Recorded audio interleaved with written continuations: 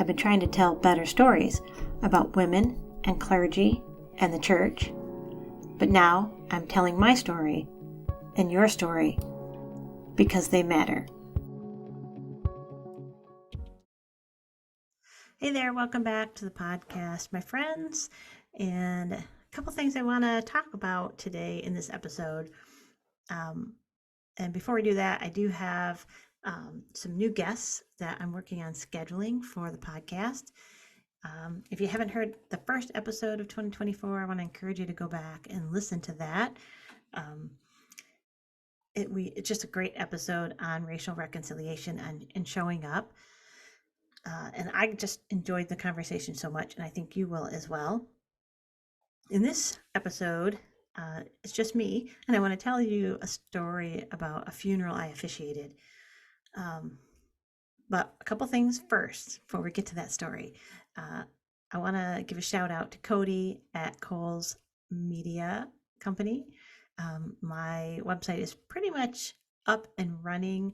We're meeting sometime this week to do some tweaking to it, but for the most part, it's up and running. So, hey, check it out. The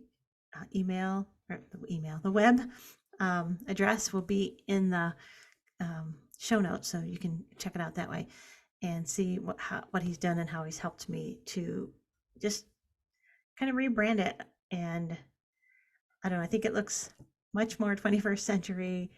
And as I have some new things coming out, you'll start seeing those things being added to the web page as well. Anyway, he's done a great job, and he does more than just websites. So if you're looking for somebody to help you with branding or some other aspects of marketing, go to his website, which is also in the show notes, and you can see all of the different services that he offers. And I give him 5 stars. He's been really great and easy to work with. So I want to talk about this book. I haven't really done any book reviews, and I'm using a green screen so you can't see it. You can't see I don't know. Oh, here we go. When Religion Hurts You by Laura Anderson. Healing from Religious Trauma and the Impact of High Control Religion. And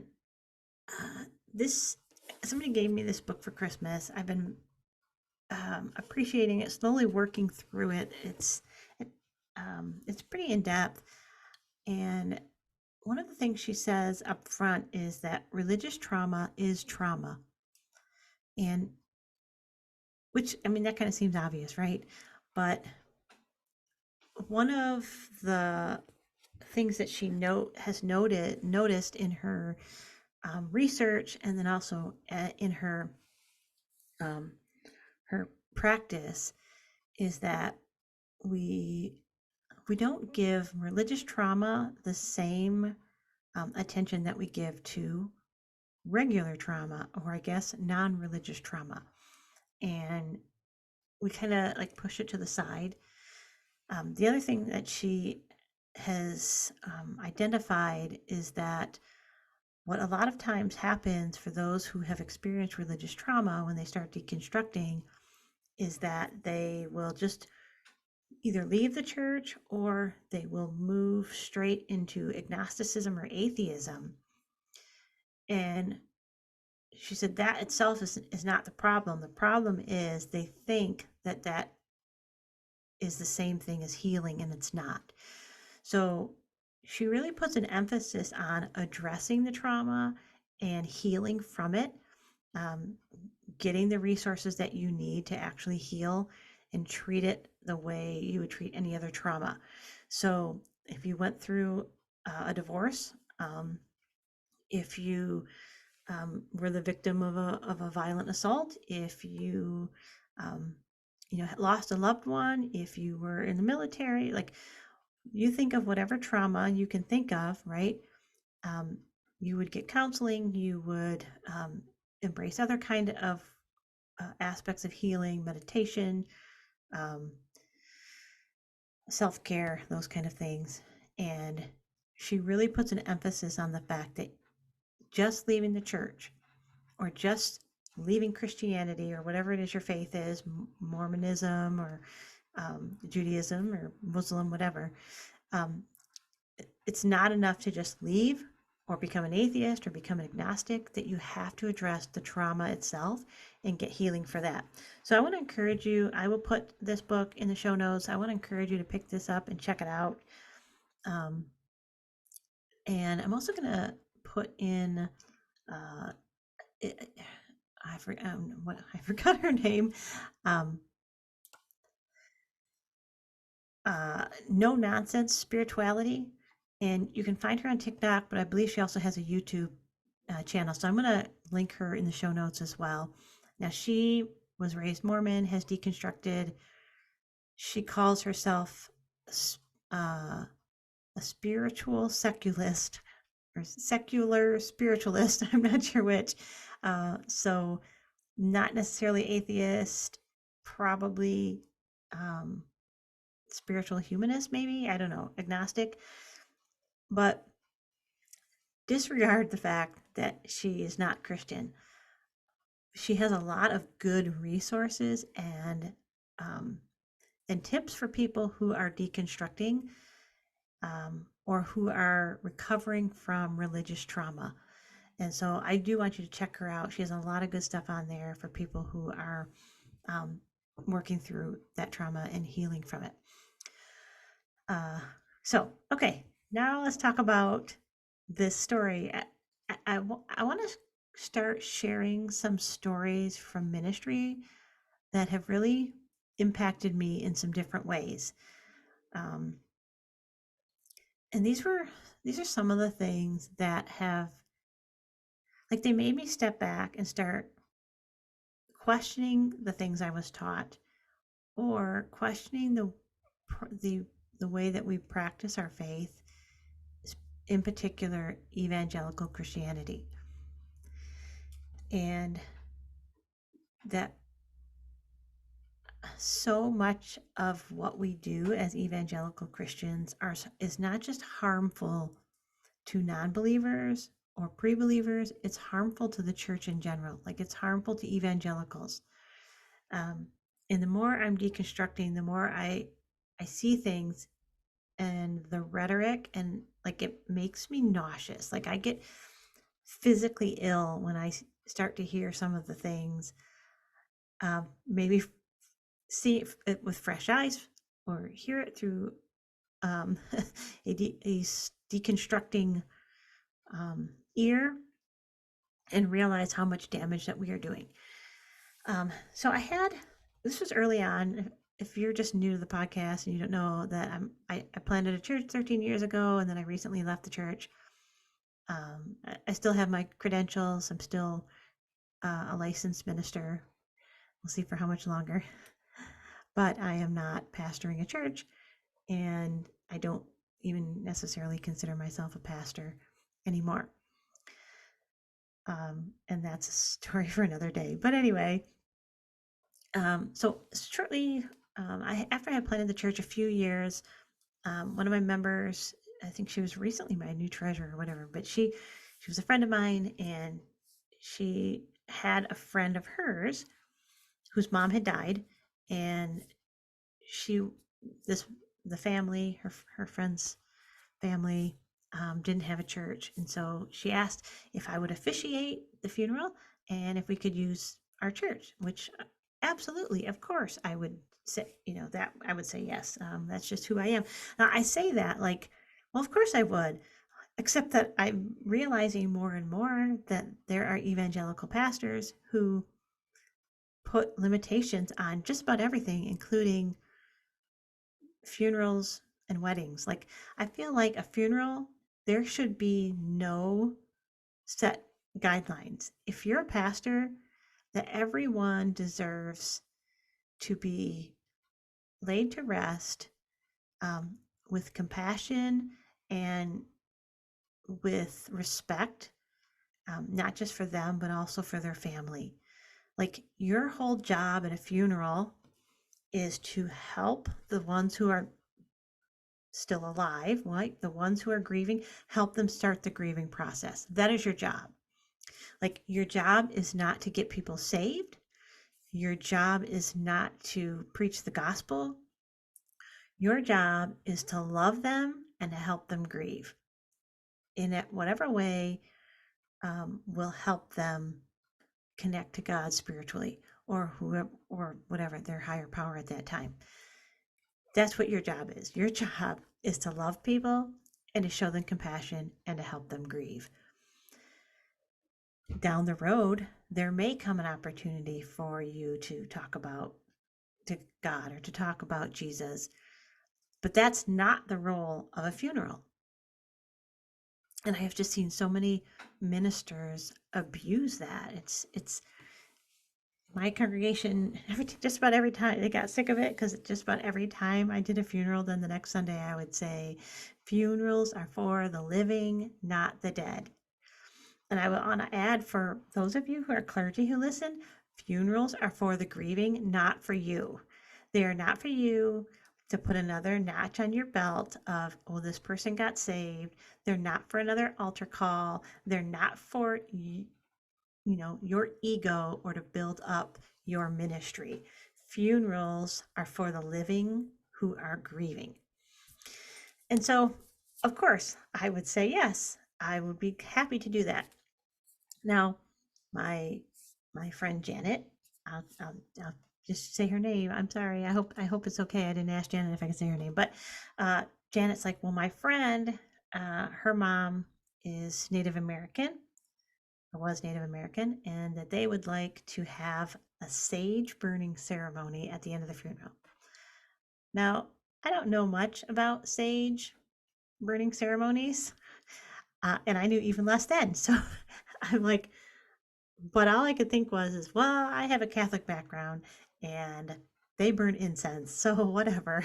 Sure, let's do it. But I did say that their family had to do the ceremony, because I had no idea what it was, how to do it, and I didn't have the time to like research it, and I didn't want, anyway, I just didn't want to get it wrong either. So anyway, they bring in this sage bundle, which I had never seen before, and to me, it looked like a giant doobie, aka giant marijuana stick. Now, I know you're just like, doobie, who says doobie?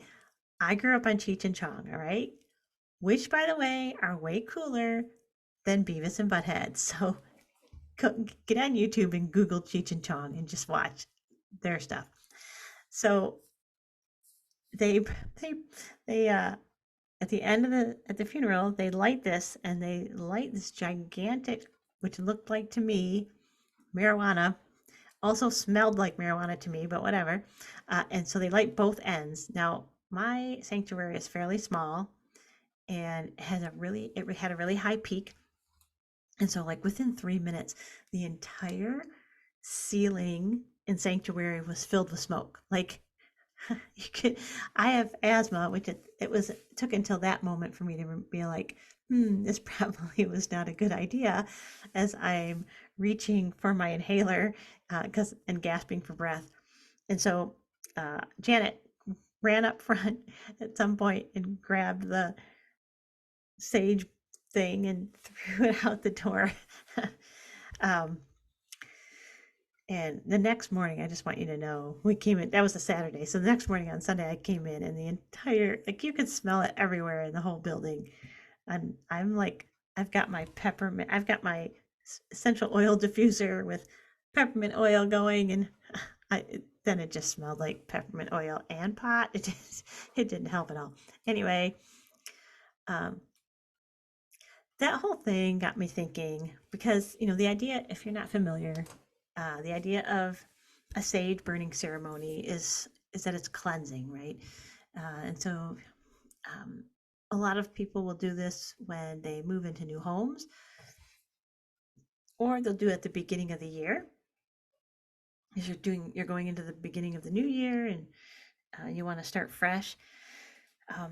And so it got me thinking about how early on in ministry, I really had this, um, my approach to ministry was to be open to just sit with people and listen to them, to walk alongside them in their on their spiritual journey, and to just kind of help point them towards Jesus. But it wasn't my job to do it for them, and it wasn't my job to tell them what to believe, as much as it was for me to walk alongside them and help them to discover their faith and what they believe. Especially because I wanted them to just take ownership of it, right? So, like, if I'm like, here, this is what you should believe and this is how you should do it, then they never really take ownership of it, right? And of course, that approach takes longer, and we are really impatient, aren't we? Um, but I was also reminded of how, like, I didn't have um, like, my objective in ministry wasn't to force people into, this is what you should look like and this is how you should do it, and step B always follows step A. And I was also open to new ideas and creative ideas. And one of as I've been deconstructing, especially these last 6 months or so, um, I've been surprised of how much of a burden I was carrying. Like, since I've left my church, which has only been, about 3 months now. Um, well, one, I would say I thought I was going to miss preaching like a whole lot, and I have not missed it at all. Now, I don't know, maybe down the road I will, but right now I do not miss it at all, which totally surprised me. Like, that blindsided me. The other thing I noticed is that um, I'm not as sad as I thought I would be. And I think it's because of a burden that's been lifted to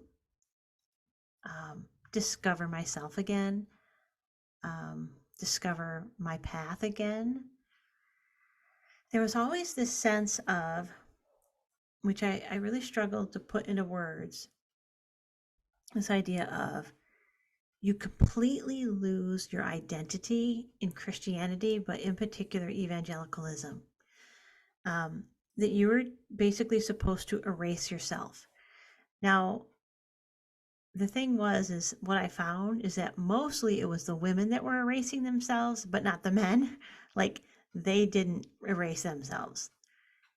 If anything, they defined themselves even more um, than than us. But as a woman in ministry, like, I was expected to completely eradicate who I was,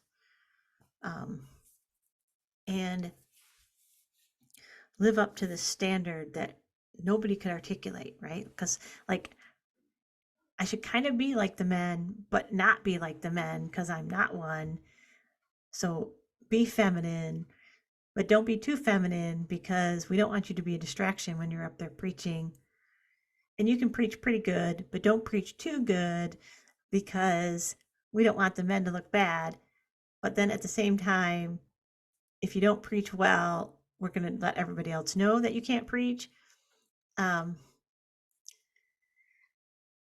And, we're going to let you sit at these tables sometimes, but just sit there and keep your mouth shut because we don't actually want you to contribute to what is going on in the discussion. Sometimes we'll let you contribute, but only if we're talking about women in ministry or people of color. Then we'll let you contribute to the conversation, but not too much because we really know what women need, and you don't actually know what women need. And then if you're, of course, if you're an introvert on top of it, and then if you're a neurodivergent like I am, it complicates it even more. And so probably what I've noticed more than anything in the last 3 months is, as I started to unmask, which I know is the word of the day, right? As I started to unmask, I feel better. Like, I'm not always thinking about what does my face look like when I'm sitting in this meeting, because I don't want them to think I have resting bitch face, right? When I'm really just thinking very deeply inside. Um, I'm not constantly thinking about, am I making enough eye contact or too much eye contact? I can just, whatever. If I feel like looking at somebody, I do. If if looking at them is distracting, I don't. Um, I'm not constantly thinking about what clothes I put on my body. I just get up and I'm like, hey, I think I want to wear this today. And that's what I put on my body and I go to work. Um, or is my hair look okay? Or, you know, my makeup, I don't have too much makeup on or not enough. Or is my V-neck too low? Is my jewelry too gaudy? I don't really wear jewelry anyway, but um, I just feel like my shoulders have lowered so much because I don't constantly have somebody looking over my shoulder, waiting for me to screw up so that they can point it out to me. And so now I find myself, I think, analyzing everything. Like I'm analyzing Jesus and God and our doctrine and how much of it is bogus and how much of it is just BS, and what do we keep and what don't we keep, and how much of it is really hurting everybody, how much of it is really just born out of patriarchy and colonialism, colonizing, yeah. How much of it is white neurotypical men making up rules that everybody else has to follow, um, that come really easy to them, and for everybody else, we have to exhaust ourselves just to keep up.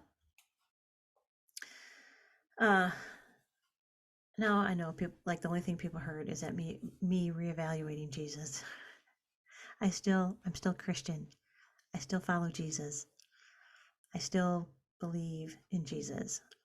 Um, the one thing that I have not been able to deconstruct is that spiritual awakening experience that I had in 1992. And that I have not been able to deconstruct. And so I know that there's, um, what do I know? What do we know, right? But I'm still, that's still a foundation for me. Let's just put it that way, okay? But I'm beginning to listen to things with a fresh ear. And so there's a couple of things that have happened. Sometimes I think, um, I saw a candle over the holidays that said "Sage that shit," and I'm like I need 5 of those. I'm just gonna burn them throughout, or maybe I need 12 of them, burn them throughout the entire year of 2024, because I just need to cleanse everything. But I think it's more of this sense of trying to figure out how much is man-made and how much of it is of God. And what I'm kind of discovering is there's a whole heck of a lot that we subscribe to that's man-made and not God. And we really like our man-made stuff. Like we worship that stuff. Like that, those are our sacred cows. Like our sacred cows are not the God stuff. Our sacred cows are the man-made BS that we just continue to allow in my churches. Yeah, my denomination is having, it's called the Holiness Partnership something conference, whatever. I don't know. The Holiness Partnership, it's a thing. Now, if you're pro Holiness Partnership, you'll probably want to tune out now. This is also the point where you're like, oh, maybe I don't want to follow her anymore.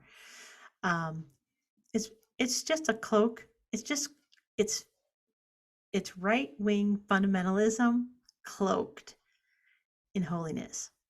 It's like that's what it is. And someone had posted the website, and so I was going through and I was looking at all of the speakers for this event, and I just started to get sick to my stomach because there were names in there of people who I have trusted, and they're going to be preaching this right-wing fundamentalist, patriarchal, misogynistic, racist theology. Again, like, it's 2024, and we're going backwards. So I guess I'm telling you. I guess here's my point. I wanted to share the story for a couple of reasons. One, I saw that candle and it made me think of it, and I remember that funeral so clearly, and walking with people who were grieving and helping them to connect to God in a way that maybe they never would have connected before if they didn't have someone who was willing to come into their space and to walk with them without judging them and condemning them. And that's the person who I want to be again.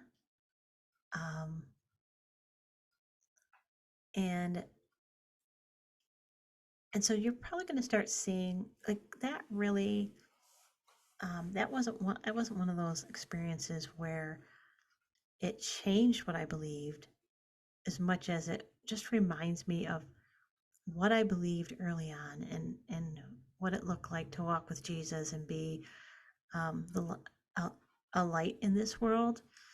And so those are some of the things I want to share with you going forward in 2024, as I'm trying to figure out how to heal from my own religious trauma.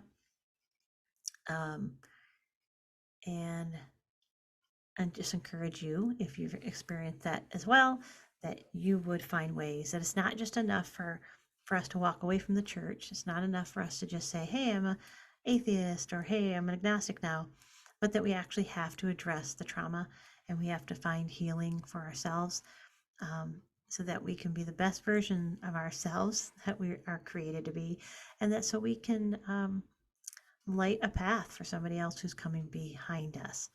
All right, that's all I have for you today, and I'm so glad I made it to 2024, and I'm glad that you made it too. So let's see what the Spirit has for us this year.